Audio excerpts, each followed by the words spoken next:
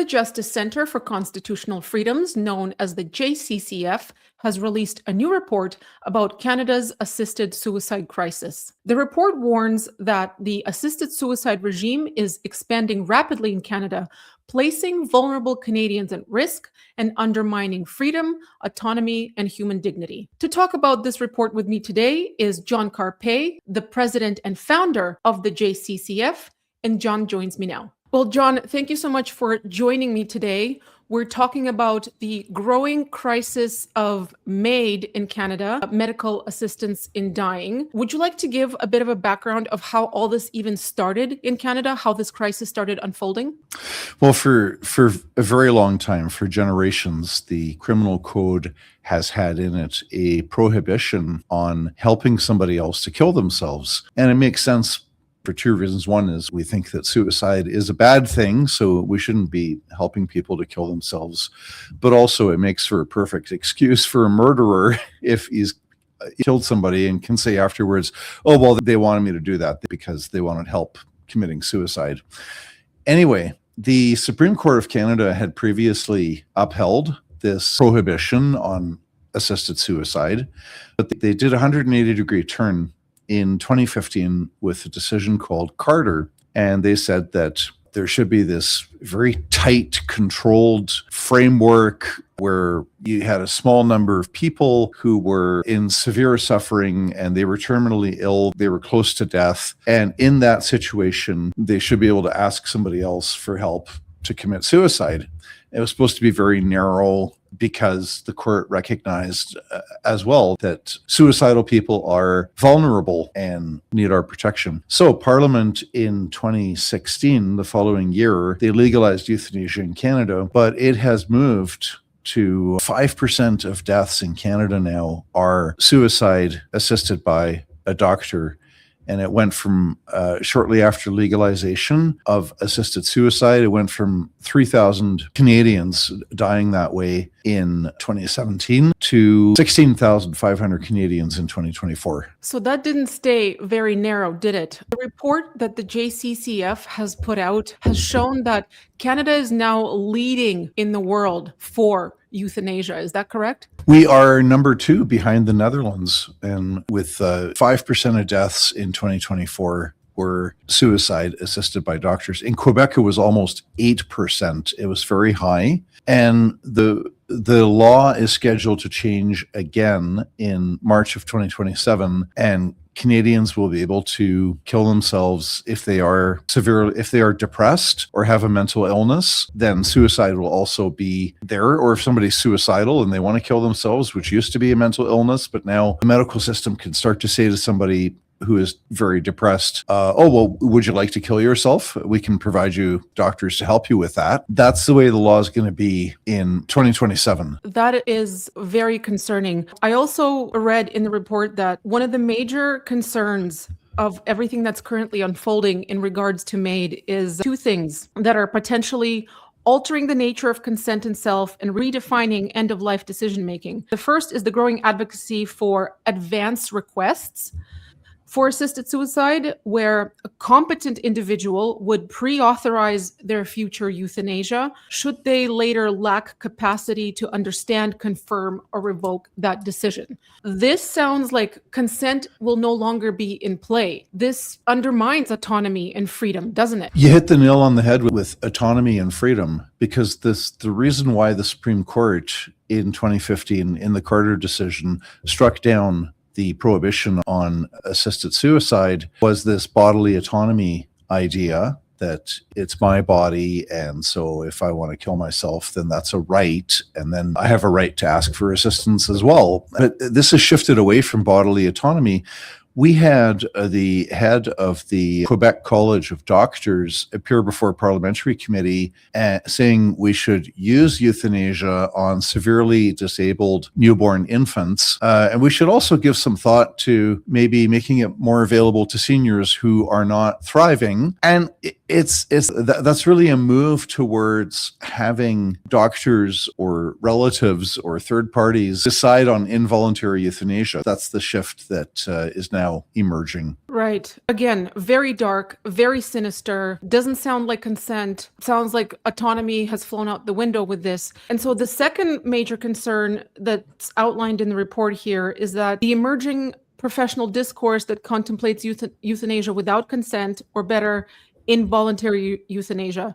Testimony to parliamentary committees has included suggestions, like you mentioned, suggested that infants with severe disabilities, elderly individuals perceived as failing to thrive. We're basically in Canada saying that it's okay to eliminate the most vulnerable among us instead of offering them care, support, and whatever else that they may need. The philosophy underlying it is quite scary. And what a lot of Canadians are afraid of is dying alone and lonely in a very impersonal, sterile hospital setting. The whole term medical assistance in dying is a bit misleading, because we've had palliative care has been around for a very long time, which is the idea that if somebody is definitely going to die, you have a terminal illness, it's in the advanced stages, they're not going to get cured, then you provide them with a hospice where it's a much nicer setting than a hospital. And what Canadians need is more access to palliative care. Unfortunately, there are moves, especially in the British Columbia government wants it to be where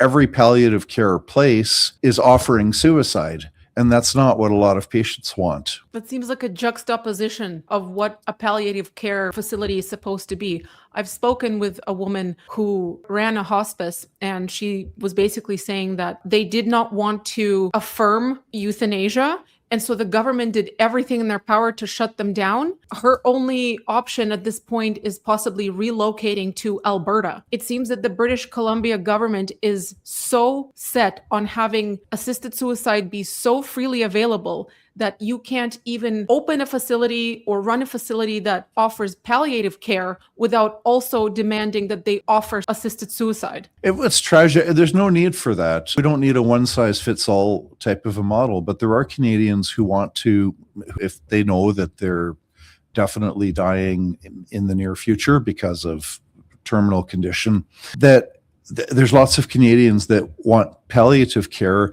and they don't want the nurse and the doctor and the nursing attendant. They don't want to be offered over and over again, would you like to kill yourself? Do you want assisted suicide? They don't want to be asked that. And so there's no reason why the medical system cannot have a palliative care space where suicide is not offered, and then have a different kind of palliative care that still has it.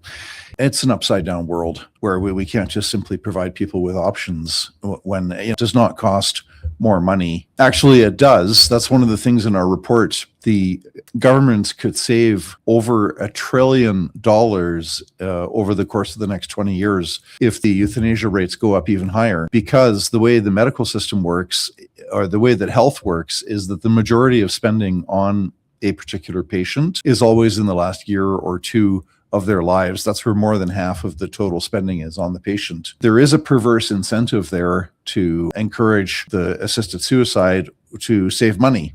This basically answers the question that I was about to pose, that what do you think is driving this expansion of the suicide regime here in Canada? To use your word, it's so perverse that monetary things are what's behind this. The government is just thinking, oh, well, we can save a bunch of money if we just allow people to eliminate themselves, even if those people can't consent, don't know what they're doing, they're not in a place to make that kind of decision, etc. It's just so Orwellian and sinister, gross. Government says, well, we care about the people, but we also want you to just be able to freely eliminate yourself just so we can save some money. It's so disgusting. It's been becoming more prevalent in different situations. Far the evidence is more anecdotal. A few weeks ago, a lady in Alberta had to go in for some kind of surgery. Wasn't really that big of a deal. She had no interest in suicide. She wasn't terminally ill. She wasn't in a lot of pain. By the way, you're going in for surgery. Just thought I should let you know that you can kill yourself if you want. Language is misleading because this is assisted suicide. It's where somebody says they want to kill themselves and the doctor says, okay, we'll help you to do it. And they call it medical assistance in dying. It sounds nice, like the sugar coating of a pill, right? That is bitter, but it's got sugar coating on the outside. Do you know if it's mandatory for the doctors to be offering this to patients who are just coming in for routine surgeries or treatments? Probably not. But what is becoming more mandatory is that, and again, in British Columbia, to the best of my knowledge, it's worse than other provinces, where every space has to offer suicide. So there's a court case right now against St. Paul's Hospital in Vancouver, which is a Catholic hospital, which does not provide suicide as medical treatment or assisted suicide. They are being sued by the mother of a woman who was terminally ill, who was in the Catholic hospital. She said she wanted to commit suicide and she wanted doctor's help. And the Catholic hospital said, okay, we'll transfer you out of here because that is not something that we do in this hospital. And then before she was transferred out, she died. And now the mother of that lady is suing to get a court order to order St. Paul's Hospital that it has to provide assisted suicide there, as if the transfer is not good enough. But this is the pro-suicide groups like Death with Dignity Canada pushing for this. They're pushing for advanced directives. It seems they like death. They like suicide. Death culture. That's a culture of death. I can't fathom how a mind would think to themselves, you know what we don't have enough of? People being offered help to eliminate themselves. I can't grasp that mindset. It's so dark. Not everyone believes in the spiritual realm. I do. And I think it's just completely demonic. I think this is just a war on people who are made in the image of God. And this is just the enemy's way of trying to take down as many people as possible in the worst way imaginable. It's a sad phenomenon. We've always looked at suicidal ideation as a mental illness. It's a mental problem, right? If you want to kill yourself, then you are mentally ill. Up until now, we've assumed that suicide is a bad thing. It's undesirable. It's sad. It's tragic, whatever. So we have helped. If somebody wants to commit suicide, we try to help them by getting them to a place where they do not want to commit suicide. But starting in 14 months, so March of 2027, will become legal in Canada to provide the so-called medical assistance in dying, provide assisted suicide because she is depressed. This is even worse in a way. I mean, if somebody's got fourth stage cancer and they're elderly and they're going to die soon, and it's pretty sure they're going to die soon, then you can say, well, okay, you want assisted suicide. You don't want to live the additional 2 weeks or 2 months because you're tired, you're fed up, you're in pain, whatever the reasons are. It's going to become legal for somebody with the physical illness, but if you are depressed or mentally ill or suicidal, you can have access to assisted suicide starting in 14 months. It seems like here in Canada and any progressive sort of country, if progressives are in charge, that mental illness is affirmed. This makes me think of the whole transgender movement. We used to believe that if someone thinks that they're the opposite gender that they're born, then they have a mental illness. It's a mental issue. We said, okay, scrap that. Let's just affirm it. And we'll allow young girls as young as 14, 15 years old to permanently mutilate themselves, for boys to sterilize themselves, to affirm this mental illness of theirs. And I see this issue with MAID being the exact same thing. That used to be considered a mental illness and we want to treat it, but now we're just saying, no, you're affirmed, you're depressed, you're right, you've got nothing to live for, here's some MAID. Canada has the distinction of being a global leader. True informed consent is increasingly at risk. Groups are pushing for advance requests. Some medical professionals are now discussing euthanasia without consent. With Canada's failing healthcare system is a dangerous incentive to treat death as a cost-saving measure. I think we covered everything there, actually. I think we have. John, thank you so much for joining me to discuss this and to shed a light on this increasingly sinister practice happening in Canada. I think people really need to be more aware of what's going on. Thank you so much for your advocacy against it. And thank you for taking the time. Thanks for having me on your show. It's a great honor. Thanks for being here. Thank you so much for watching this video. If you enjoyed it, please consider supporting by smashing the like button, subscribing to the channel, and leaving me your thoughts in the comments below. If you want to support the channel additionally, consider becoming a YouTube member or subscribing to me on my X. You'll get exclusive content here on YouTube and priority interactions in comments and DMs if you subscribe on X. Thanks again for watching.